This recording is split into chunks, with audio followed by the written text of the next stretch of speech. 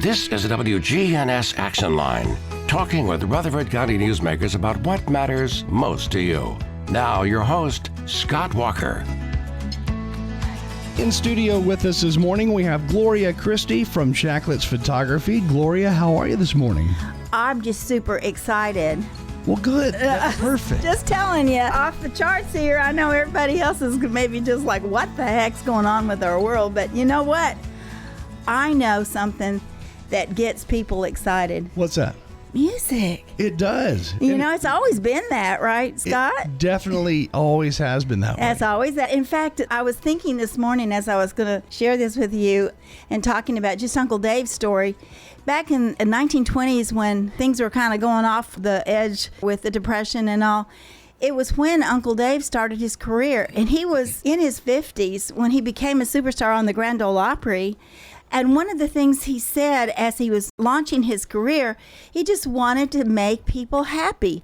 And that moment when folks were struggling and trying to figure out what their world was all about, he was out there playing his banjo, going from town to town, making people happy and bringing joy. And bringing now, joy. friends, we present Uncle Dave Macon, the Dixie Dewdrop, with his plug hat, gold teeth, chin whiskers, Gates Ajar collar, and that $1 million Tennessee smile. And his son Doris. Let her go, Uncle Dave.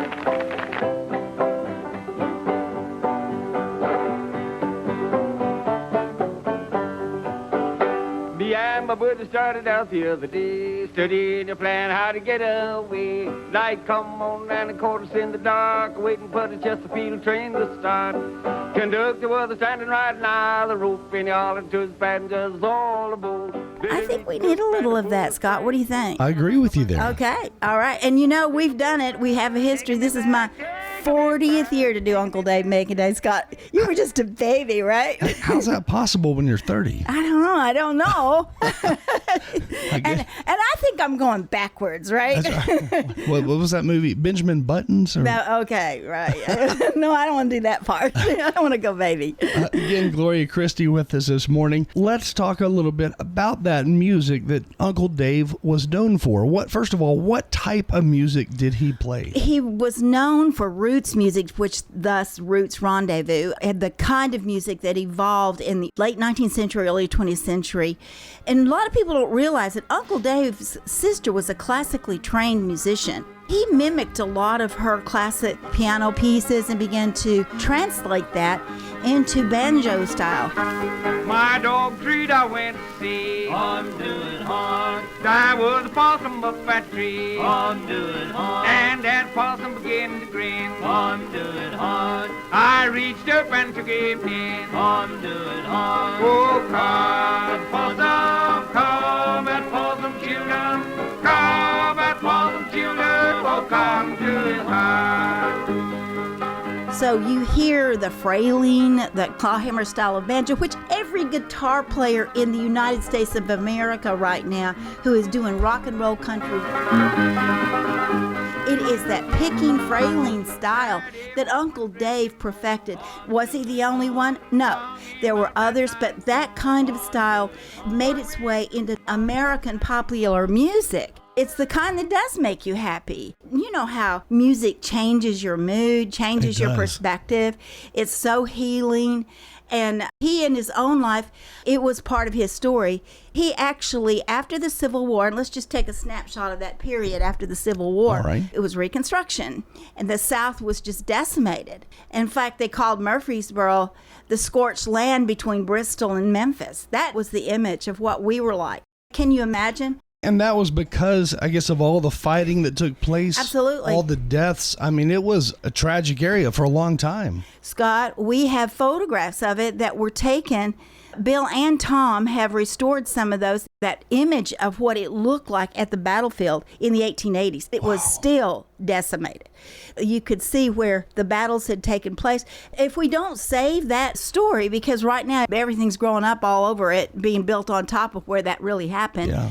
But about that, Uncle Dave came in because his story was after the war, his father, due to some situations related to a debt he owed during Reconstruction, the family had already moved from Smart, Tennessee to Nashville, and they owned a hotel. Well, there was a fellow who tried to recover the debt, and in doing so, he killed his father, and he watched it happen. Wait a second. So Yeah. a debt collector killed Uncle Dave's Uncle's father? Yes, and he witnessed it.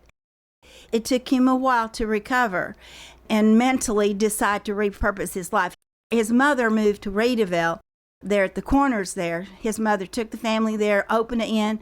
Uncle Dave soon followed and started playing on the porches, in the mill, Rendezvous Mill, in the churches. He was really trying to elevate his own mood with his own music. Does that make sense? It does, yeah. No, he was trying to heal his heart, heal his pain by playing music. Yeah. Well, Scotch on the hillside, picking up the rabbit in the beef and eating all the meat.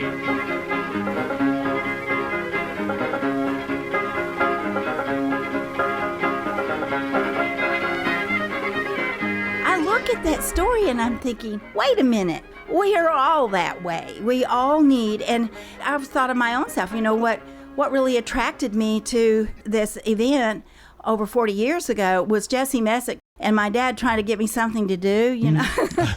Like parents do. Like parents do. Repurpose my life.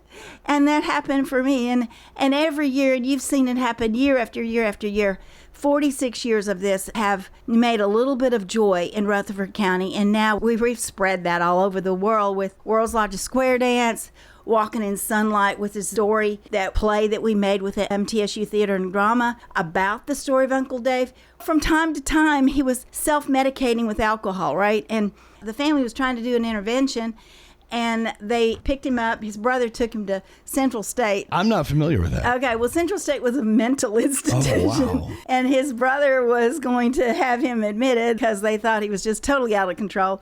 And he was so charismatic, he convinced the orderlies and the intake people, no, it's not me, it's him. It's my brother. So they took his brother instead of Uncle Dave. Uncle Dave went back to Kittrell. So this mental hospital really took in Uncle Dave's brother. Tried to. His brother went. Wow. He convinced the intake people that it was really his brother. So he left his brother there at Central I love State. it. He goes home. Was Dave Macon a jokester? All the time. Yes. That's good. And that's what I'm saying.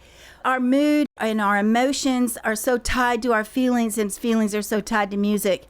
I am so excited because I'm announcing today, every year, Uncle Dave Macon Days has a theme. And last year it was the veterans and the conditions related to veterans that we did with Making Music and Mules in Shelbyville.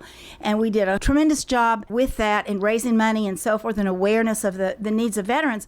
This year, the Giving Back theme is Mental Health Matters. That's perfect. Isn't it perfect? Yeah. It's perfect, you know? Especially after that story. Yeah, Well, it is just that's so interesting. well, it just seems so relevant now, and a lot of folks. One of the things that we're going to be working with is Mind Club of America. Now, there's a story there too, because Kevin Lee was one of our sponsors back at Cannonsburg when he started Trust Point Hospital and Journey Pure. Those two mental health assets in our community. Well, we got together and we're in a really fun way and showcase his new project at the festival, and it's going to be, of course, Mind Club America, and we're going to highlight the theme Mental Health Matters. And you know, one thing that we've said, if you don't have mental health, you don't have health. Yeah. Have you ever thought about that? Yeah, that is so true, because even on those days that you feel down, maybe you don't have a full-blown mental health condition, but days you just simply feel down, they feel like no other. I mean, you feel like you're at the bottom of the bottom. You have no energy those days. There you go. You don't have energy, and when you don't have energy, you lose your creativity, you lose your ability to think. So often, and I've experienced this pure exhaustion from doing the festival after all these years. You know, I think I just can't do it one more time. But then when I hear the music,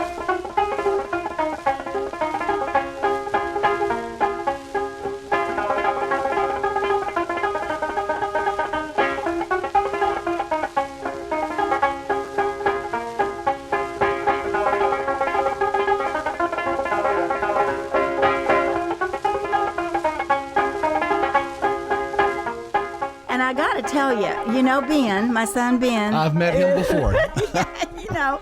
Went to school with him, grew up with him. I know you did, bless your heart. But he has a group that he manages called the Cleverleys, and that group, every time they go on stage, they're just elevating the mood, and they mimic some of the performing styles of Uncle Dave Macon.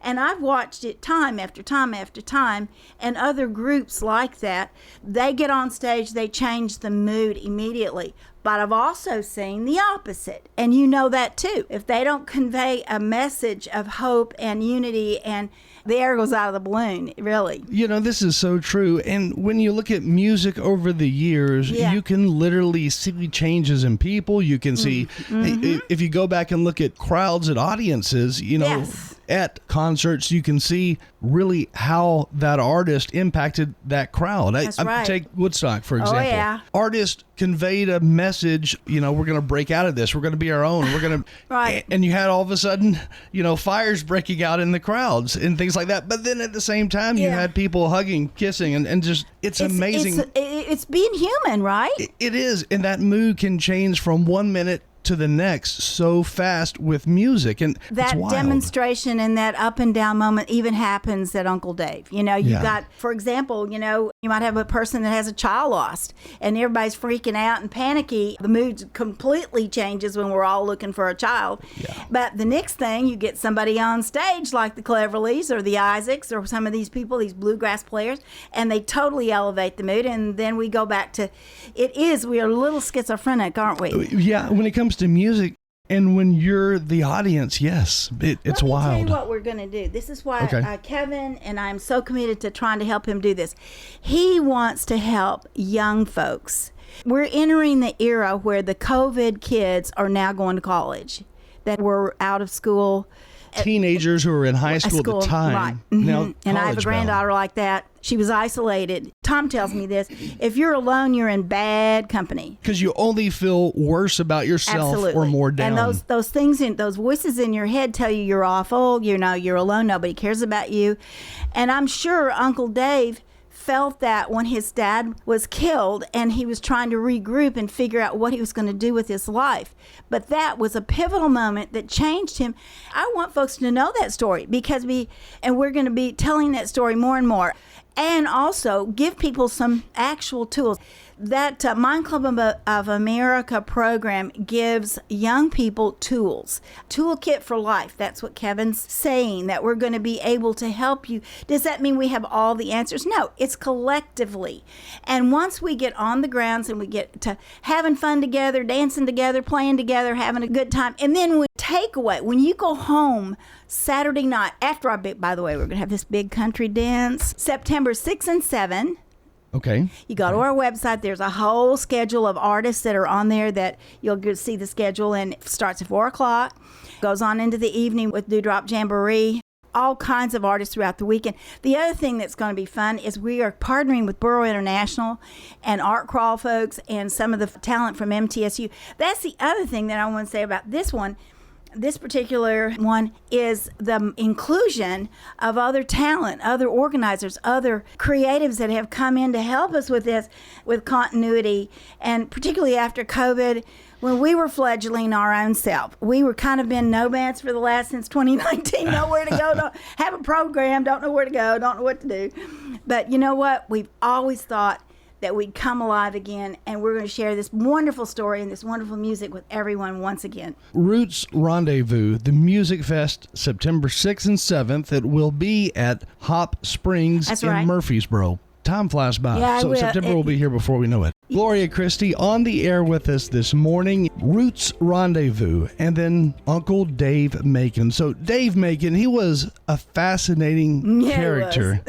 You know, you got folks in today's age who say, I'm not going to go along with this technology. I'm not going to be a part of all this. Well, you know, he was about that. He was one of those. He did not like cars. I mean, and he didn't embrace the technology of the day, except the radio and the record. There were some things he knew he could monetize, and he did use that, and he really was the first superstar of the Grand Ole Opry. He really was. You got Jimmy Fiddlin' Sid Hartrigger. He started that was the first show or really performance on the Grand Ole Opry, which leads me to think about this for a moment. When we talk about performance, and the compare and contrast the experience with sports. In fact, Kevin and I were talking about this the other day. There is some overlapping with when you lose something in sports, when you lose a game in a performance venue, say you're a big country star and all of a sudden you're not a big country star. And that's how quick it happens. That's how quick it happened. Or because we are so oriented to being entertained, I think it slipped over into other parts of our culture that we have to be entertained. We get our value through entertainment, and we also kind of glean our value from others who we think are entertaining us. Now think about that for a minute. So we get in a mode of performance acceptance, and Uncle Dave, he did get there. He sometimes was very depressed about things that would happen, and he was in a very volatile moment in American history. It was right before the Depression, during the Depression, and World War II, and he experienced all those. If you look at that timeline, you can almost identify his mood and how his answer was music. His answer was like, okay, I can't fix this. I'm going to get out there with my banjo. I'm going down to Reedville Mill. I'm going to sit on the porch, and I'm going to play my banjo. Now, let me tell you about that. We learned this story last year. He would get on that mule wagon with his team of 20 mules and his wagon, and he would be playing, and people were depressed then. Scott, it was a long way from Kittrell to Murfreesboro in those days on a dirt road, right? Especially a mule-drawn carriage. Absolutely, and he's trying to transport his goods back and forth from Woodbury. He'd get on that wagon and play his banjo. People literally would come out of the fields and come to the fences and to the dirt roads right there and listen to him and start singing. And there's a scene, I love this scene, and that play that we made about the story of Uncle Dave. Children would gather around him, and he would teach them how to play.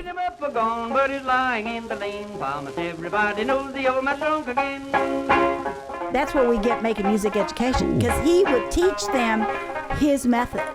And they would pick up, and that's how this works. He would teach them how to sing, teach them the songs, and then when they'd come back, he'd go, hey, did you learn that such and such? Yeah. And sometimes all they had was a spoon.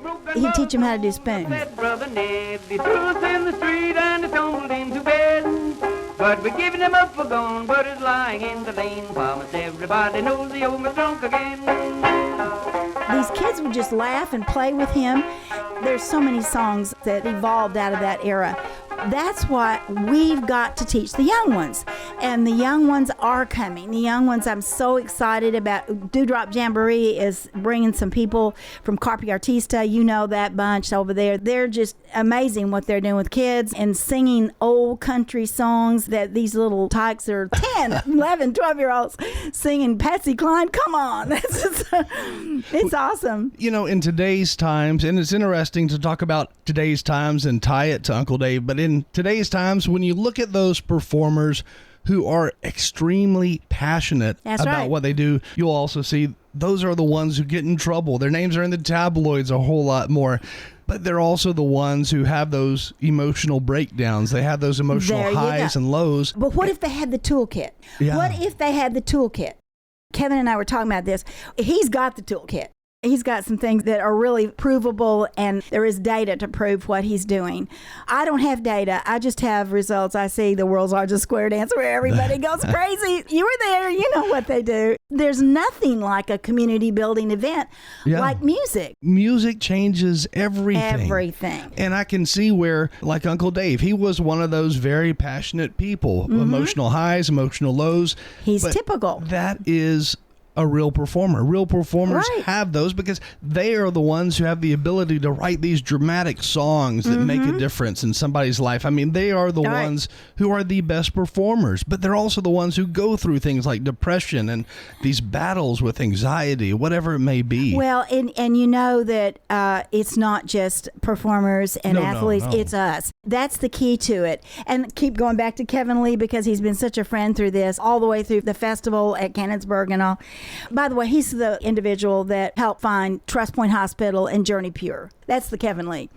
And we've had this relationship with each other for a long time. And now we feel like, you know, we're at a moment where folks don't need to feel isolated, alone, or feel like there's no hope in what you're dealing with. I know you, Scott, we've all had things in our heads that if we acted on them, they would be detrimental to our family and friends. And what if there was a toolkit that helped you out of that doldrum of that place? And it does include music or creative things that you can do. My dad was one of those. Let me just go back to my dad. In the era of my dad, when he came back from in the middle of World War II, a lot of folks don't know this about his story. He was one of the photographers on the team with the atomic bomb in New Mexico. So here you got this kid from Murfreesboro, Tennessee, watching this, photographing it, not knowing what it is and what could he do. And he wrote a poem of those that will be free. I never knew what that was all about till you start the Oppenheimer story. Daddy was one of those photographers. And what does he do? He comes back, he writes poems, he makes beautiful photography, he raises children. All of these things I didn't appreciate until now. It takes a while to understand people's journey. Does that make sense? It does. And I think what I was getting at, when you have these passions, when you have these drives, these underlying drives for creativity, it's coming from the folks who do have these emotional ups and downs. So, Oh, Scott, you're a beautiful artist. Yeah, you are. I'm not depressed right now. So. That's a way to express yourself. And it a is. photographer, you see that happening out with what you do with? For sure. And those who are out there listening who are battling depression or anxiety or something like that, what they may not have realized yet is that they probably hold some extremely great and beautiful talent. That's exactly right. That they just haven't had a chance to sculpt yet. But right. They could be on that path soon. Right. And I'm not a clinician. I'm not and there does need, sometimes we do need special help with this situation. And that is, like Kevin and I were saying, one of the things we're going to bring it at in the context of the festival, we want to dispel the stigma of mental health. One thing that's going to be that we have is we don't want anybody to find out. If I raise my hand and say I've got this problem, then all the focus is on me and there must be something wrong with me. No, there's something courageous about you. And like you said, you're going to unlock your potential. Did you see it? Definitely, 100%. And we only have about 2 minutes or so, actually a little under 2 minutes left. Okay. So for folks to find out more about all of this, from getting help with some type of mental fatigue, whatever's going on in your life, to get help with that and to be a part of Roots Rendezvous, what do people need to do? Right now, just call us. Go to rootsrendezvous.com. All the contact information is on there. And by the way, if you are in a crisis situation, either with a family member, we're going to have that available at the festival. Just don't feel alone. Don't feel alone. There's a lot of reasons for people to wake up every morning and feel frightened, and we want to dispel that. Keep in mind, that's exactly what Uncle Dave felt, and he found a way, and we will help you find a way for healing and wholeness.